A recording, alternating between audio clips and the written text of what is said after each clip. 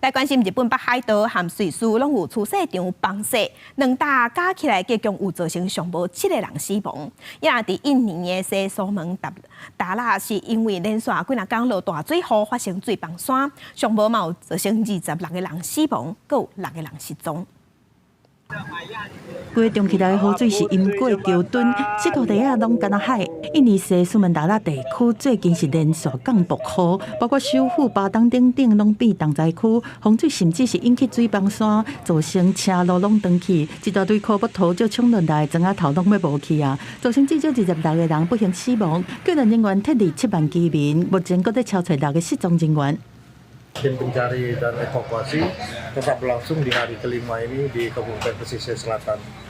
Dan 3 sektor akan kita kerahkan personil dari tim gabungan,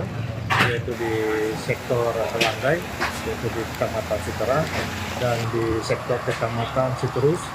dan juga di Syakati. Dan ini target pencarian masih berjumlah 6 orang.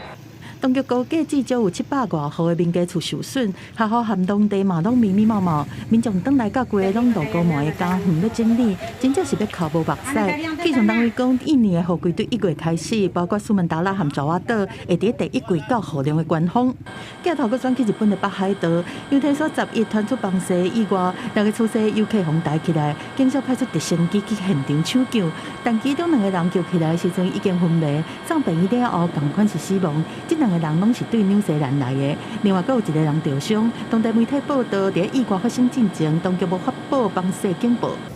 上时在瑞士嘛发生崩逝意外，有一支越野出赛团在出赛圣地马德洪峰附近拄着低温暴逝和出赛上歹的状况，造成其中5个人死亡，阁有1个人失踪。当局派直升机在案发区域的空中一直敲找，但是中因为暴逝只好停落来。这个事件嘛是最近几年瑞士阿尔卑斯山区上致命的灾难之一。公司新闻站回并编译。